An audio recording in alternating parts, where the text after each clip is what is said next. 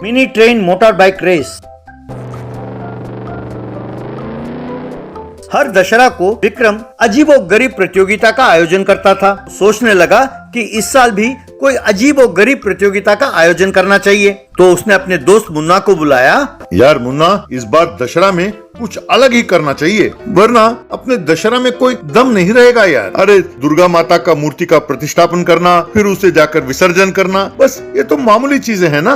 मैं सोचता हूँ कि इस बार छोटे बच्चों के लिए कोई अलग सा प्रतियोगिता का आयोजन करें। अरे पिछले बार भी ऐसा ही कुछ करने के चक्कर में लोगों से खूब मार खाया तुमने, इतनी जल्दी भूल गए? अरे यार मेरी बात मानो, ये वैरायटी के चक्कर में ना पड़ो, बस यूं ही 4 लोगों के साथ मिलकर जश्न मनाओ।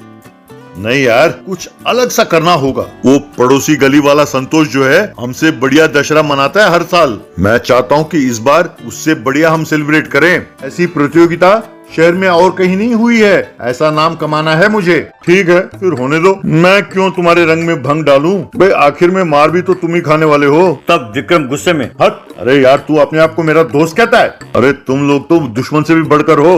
अगर मुझ में जो स्पोर्ट्समैन स्पिरिट है उसमें से एक छोटा सा अंश तुम लोगों में होता तो आज हम शहर में खूब नाम कमा चुके होते। अरे बंद करो यार तेरा ये रोना, अब बताओ हमें करना क्या है? अगर ये पता होता तो मैं तुम्हें क्यों बुलाता? मैंने सोचा कि तुम कोई बढ़िया आइडिया दोगे। मैंने सोचा अगर तुम्हारा आइडिया अच्छा लगा तो मैं तुम्हें 1 लाख रुपए दूंगा। ये बात सुनकर लालची होकर मुन्ना, अच्छा, अरे रहने दो ये बकवास। वैसे तेरे पास 1 लाख रुपए हैं कहाँ? अरे तुम जानते हो इस साल चंदा कितना इकट्ठा किया मैंने? 10 लाख रुपए। तुम सोचते हो कि सारा खर्च कर दिया मैंने 5 लाख रुपए निकाल के रख लिए। अब उन्हीं पैसों से ये अपना कल्चरल एक्टिविटीज होगा। अरे वाह, तब तो बहुत बढ़िया है यार। तो क्या तुम मेरे आइडिया के लिए 1 लाख रुपए दोगे? अगर देने के लिए तैयार हो तो बोलो, मैं आइडिया दूंगा। अरे पहले तू आइडिया तो दे, मैं जुबान का पक्का हूँ। तो ठीक है यार, सुना है कि इस बार संतोष बाइक रेस का आयोजन कर रहा है और सुना है कि जीतने वाले को 1100 रुपए का इनाम दे रहा है। तो क्या हम भी बाइक रेस का आयोजन करें? अरे ऐसा किया तो सोचेंगे कि हमने भी नकल की है। अरे तुम तो चाहते हो ना कि कोई वैरायटी हो। हम एक काम करते हैं, mini train motor bike race का आयोजन करते हैं। अरे वो है क्या, मिनी ट्रेन के साथ बाइक का मुकाबला? नहीं यार, ध्यान से सुन। मिनी ट्रेन होंगे और उनके ऊपर बाइक्स होंगे, यूं 3 ट्रेन और बाइक्स होंगे, उनका मुकाबला होगा। अरे वाह यार, ये तो बहुत बढ़िया है, सुनने में ही मजा आ रहा है। तो ठीक है, ऐसे व्हीकल्स को तैयार करो। इस बार हमारी प्रतियोगिता को देखकर लोग पागल हो जाएंगे, लेकिन उसके लिए बहुत पैसे खर्च होंगे यार। अरे कोई चिंता नहीं यार, 5 लाख रुपए दबा कर रखा है ना, उसका इस्तेमाल करेंगे। तब मुन्ना वो पैसे ले गया और मिनी ट्रेन के ऊपर बाइक्स को रखवाया और उन्हें ले आया। उन्हें देखकर विक्रम, अरे वाह यार, ये मिनी ट्रेन बाइक्स तो बहुत बढ़िया हैं। अब ऐलान करा दो, ऐलान करो कि जो ये प्रतियोगिता जीतेगा उसे 1100 रुपए का नहीं 1 लाख रुपए का इनाम मिलेगा। ऑटो में बैठकर घोषणा करने लगे, सुनो सुनो सुनो, इस बार दशहरा के अवसर पर विक्रम जी एक अजीबोगरीब प्रतियोगिता का आयोजन कर रहे हैं। इसमें जीतने वाले को 1 लाख रुपए का इनाम मिलेगा। ये सुनते ही सबने आकर अपना नाम दर्ज कराया। मुन्ना विक्रम के पास गया। अरे यार, तुमने कहा था कि मेरे आइडिया के लिए तुम पैसे दोगे, देना यार, मुझे बहुत जरूरी काम है यार। अरे यार, यूं ही पैसे ले जाने के लिए तुम्हारा मन मान कैसे जाता है? अगर तुम में दम हो तो अपने बेटे को भी इस प्रतियोगिता में उतारो। अगर वो जीत गया तो 1 लाख रुपए तुम्हारे, समझे? यूं आकर मुझसे पैसे ना मांगा करो यार। ये सुनकर मुन्ना लाचार होकर अपने घर चला गया। घर जाकर अपने बेटे से, बेटा चिंटू, तुम्हें किसी तरह उस प्रतियोगिता में भाग लेकर लाख रुपए जीतना होगा बेटा। तुम्हारे पिताजी की इज्जत का सवाल है। पिताजी, ना मुझे ट्रेन चलाना आता है ना ही बाइक, ऊपर से कह रहे हैं कि वो कोई मिनी ट्रेन बाइक है, मैं उसे कैसे चलाऊंगा पिताजी? अरे जब उसने मुझे 1 लाख रुपए का धोखा दिया है तब इसमें ईमानदारी कैसी? मैं उन तीनों मिनी ट्रेन में से एक मिनी ट्रेन में स्पीड ज्यादा सेट कर देता हूँ। उस ट्रेन में जो भी बैठेगा वो आराम से जीत जाएगा। मैं तुम्हें उस गाड़ी में बिठा दूंगा, तुम आराम से जीत जाओगे और हमें पैसे मिल जाएंगे। ऐसा है तो ठीक है पिताजी। अगले दिन मुन्ना चिंटू को ले गया और, अरे विक्रम, यही मेरा बेटा चिंटू है, ये प्रतियोगिता में भाग लेगा। ओके यार, नो प्रॉब्लम, तुम्हें जो ट्रेन चाहिए सेलेक्ट कर लो। अब मेरा बेटा वो जो बीच में है वो गाड़ी सेलेक्ट करेगा। कहकर अपने बेटे को उस गाड़ी के ऊपर बिठाया। मुकाबला शुरू हुआ। आखिरकार उस प्रतियोगिता में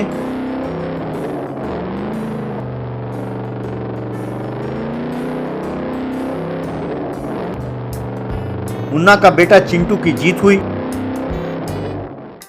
अरे मुन्ना, मजा आ गया। अरे तुम्हारा बेटा बहुत काबिल है, वही प्रतियोगिता में फर्स्ट आया है, इसीलिए ये फर्स्ट प्राइज इसी को मिलेगा। ये लो। कहकर उसे 1 लाख रुपए दिए।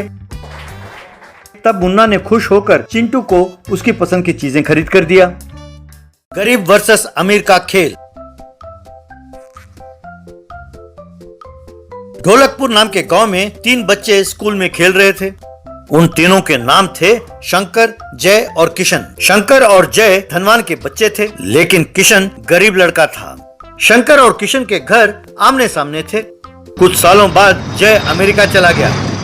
यूं वे तीनों बड़े हुए, तीनों की शादी हुई और उनके बच्चे भी हुए, लेकिन उनकी दोस्ती नहीं छूटी। जय हमेशा दोनों दोस्तों से फोन पर बात करता था। शंकर को धनवान होने का घमंड था। जब भी मौका मिलता वो किशन का मजाक उड़ाता रहता था। एक बार उसने अपने घर के सामने अपने बच्चों के लिए एक बहुत बड़ा पार्क बनवाया। बच्चे सब उसमें खुशी खुशी खेल रहे थे। किशन के बच्चे भी वहां खेल रहे थे। बाद में किशन अपने बच्चों को ले जाने के लिए उसके घर गया। देखो किशन, तुम बुरा ना मानना कि मैं ऐसा कह रहा हूँ। देखो, हम दोस्त जरूर हैं, पर हमारी आर्थिक परिस्थिति में काफी अंतर है। मैंने ये पार्क अपने धनवान दोस्तों के बच्चों के लिए बनवाया था। अगर यहाँ धनवानों के बच्चे ही खेलें तो अच्छा होगा। अगर यहाँ तुम्हारे भी बच्चे आकर खेलने लगे तो मेरे सर्कल में मेरी इज्जत चली जाएगी। मुझे यकीन है कि तुम समझ सकते हो ये बात। ये सुनकर किशन बहुत दुखी हुआ और अपने बच्चों को लेकर वहाँ से चला गया। घर पहुंचकर किशन की बेटी, क्यों बापू, हमें खेलने क्यों नहीं दिया? हमें यहाँ क्यों लाए? हमें वहाँ बहुत अच्छा लग रहा था बापू, हम जाकर वहाँ खेलते हैं ना। मेरी गुड़िया रानी, वो पार्क मुझे अच्छा नहीं लगा। मैं तुम दोनों के लिए एक बढ़िया पार्क बनाऊंगा, वो एकदम अलग होगा। ये सुनकर उसका बेटा, अरे वाह, ये तो बहुत बढ़िया है, जल्दी बनाओ ना बापू। इस तरह किशन ने अपने घर के सामने मिट्टी और काम न आने वाले वस्तुओं के साथ एक पार्क तैयार किया। उसमें उसके बच्चे खेलते हुए काफी खुश थे। खास तौर पर वहाँ मिट्टी के बनाए हुए कैरम बोर्ड पे बच्चे खेलते हुए बहुत खुश थे। एक बार जय अपने पत्नी और बच्चों के साथ अमेरिका से हिंदुस्तान पहुंचा। दोनों दोस्तों ने उसका स्वागत किया। अरे कैसे हो तुम दोनों और तुम्हारे बच्चे ठीक तो है ना? मेरा अचानक हिंदुस्तान में एक बिजनेस ट्रिप आ पड़ा है। मैंने सोचा होटल में रहने में मजा नहीं है, तुम्हारे घर में रहने के लिए आया हूँ, तब हम सब साथ में वक्त बिता सकते हैं ना। अच्छा फैसला किया है, हमारा घर 5 स्टार होटल से कम नहीं है। चलो अंदर चलते हैं। थैंक यू यार, पर मैं किशन के घर भी कुछ दिन रहूंगा, तभी मुझे तसल्ली होगी। अरे तुमने देखा तो है मेरा घर कैसा है, तुम यहाँ एडजस्ट नहीं कर पाओगे। तुम शंकर के घर रहो, यही सही है। वो सब नहीं चलेगा, मैं एडजस्ट कर लूंगा, कह तो रहा हूँ, तुम्हें क्या तकलीफ है। जय और उसका परिवार 2 दिन शंकर के घर में रहने लगे। जय के बच्चे और शंकर के बच्चे पार्क में खेलते हुए खूब मौज करने लगे। बाद में वे किशन के घर आकर रुके। वहां किशन के घर पर खाकर वहीं जमीन पर सो गए। बच्चों ने उस मिट्टी के पार्क में खूब मौज किया। जमीन पर कैरम बोर्ड खेलते हुए खूब एंजॉय किया उन्होंने। Wow, Dad, it's amazing. It's awesome. I like this very much. It's cool, Dad. Dad, really cool, Dad. I love this carom board. ये सुनकर जय बहुत खुश हुआ। 2 दिन बाद जय अमेरिका लौटने लगा। यार मेरे घर में ना एसी है, ना वेस्टर्न टॉयलेट, ना ही गीजर। मैं जानता हूँ कि तुम लोगों को बहुत तकलीफ हुई होगी। यार बुरा ना मानना यार। वो तुम जैसों के घर में कहाँ से होगा यार, वो सब तो मुझ जैसे धनवान के घर में ही होता है। क्यों जय, मेरा घर तुम्हें अच्छा लगा ना? अगली बार जब तुम आओगे तुम मेरे घर ही रुकना, उसके घर में रहने की सोचना भी मत। शंकर, तुम बुरा ना मानो तो एक बात कहूँ, मुझे तुम्हारे घर से ज्यादा किशन का घर अच्छा लगा। अगली बार जब मैं आऊंगा तो इसी के घर ठहरूंगा। ये सुनकर सब हैरान हो गए।